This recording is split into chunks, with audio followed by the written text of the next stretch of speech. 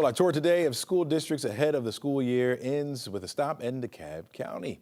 Yeah, let's bring into the take DeKalb Superintendent Dr. Devon Horton. Devon Horton, welcome to the show. Thank you. Thank you for having me. Yeah, let's start off with this. You got a lot of changes coming to your district. You got 25 new principals for the school year. How are you trying to make each of them feel at home and ensure that they are set up for success? Yes, 25 new leaders. We're excited about them. What's great, I'll say, 20 of them were internal candidates that were already in our district, working in some capacity, either in AP or principal at other schools. And so they matriculated into a different school environment to fit our needs. And then there were 5 roughly that came from outside of our district that we were excited to. We interviewed them all, of course, and they have been supported greatly by our structures.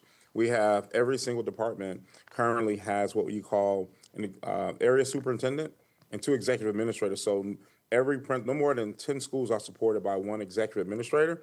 So they're able to get that direct support. And then we do our new leader orientation and training for really not just orientation, but training for the full school year. Yeah. And so they come together. Our principals is in their years 1, 2, and 3. They come together once a month and actually go through some training and support. And we build access to myself as well as our chief of schools for barriers that may be in the way. And 8 of them were in their schools since February, which is another great deal. We were looking at principals that we transitioned out during that time. So they had about 4 months to learn the culture of their schools, and then it allowed them to really make some dynamic planning in the summer. Gotcha. Talk to us about how the district has been working to maintain high-quality teachers and avoid mid-year turnover. Yes. So the first order of business, I would say, kudos to our human resource team. We have what I'm gonna call Agent Zero, who's leading. That's our chief, Davis Mills. There's an initiative that we have, and they put a lot of resources and time behind it. A couple of things that's happening. Number one, I would just say we have only 24 teacher vacancies going into this school year. That is remarkable. I came here 2 years ago. There were 650 teacher vacancies. Like, I can't even begin to express how critical that is. Mm-hmm. So we're doing something to be able to track the talent that we're bringing in. Secondly, for our new teachers to our district, we have a mentor program for teachers who are new into the district, and we coach and support them, and they get relationships with others who've been in the district for quite some time. We also have about 87 of our teachers newer teachers are from what we call our Ignite Teacher Residency Program.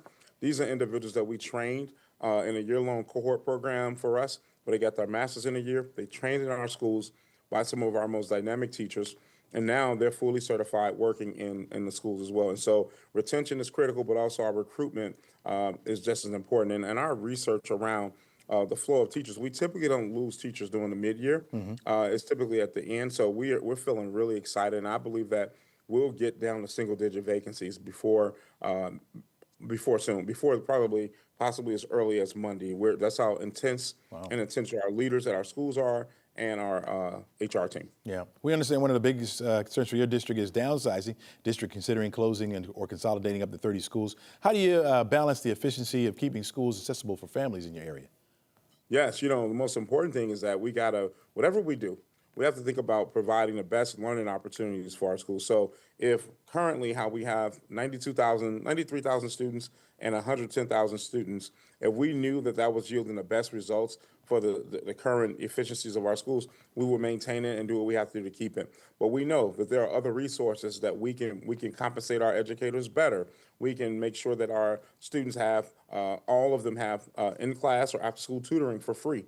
Right, things that many of our families have access to, but we have families who don't. And then we also know the mental health piece. Being able to put the resources together in one place gives a much greater reach to all the students that we serve. Mm-hmm. And we're not just consolidating schools or potentially closing schools just for the sake of it and saving money. We're consolidating closing because we can provide better resources for our children. So one thing that we know we offer right now is elementary athletics for all students across the entire district for free.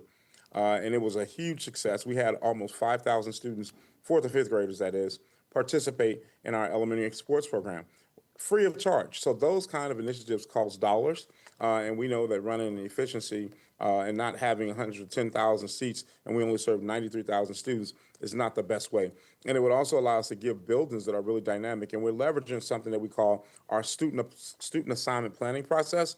This is not the superintendent or the board just going around, picking out schools to close based off low enrollment or student achievement.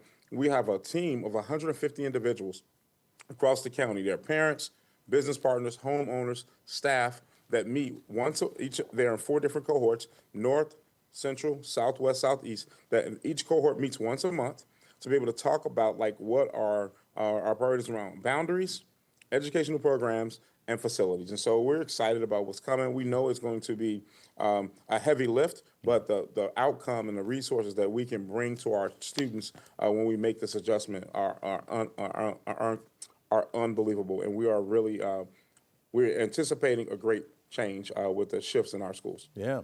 Dr. Horton, I want to thank you for joining us and wishing the best for the upcoming school year, my friend. Yes, sir. Thank right. you. All right, take care.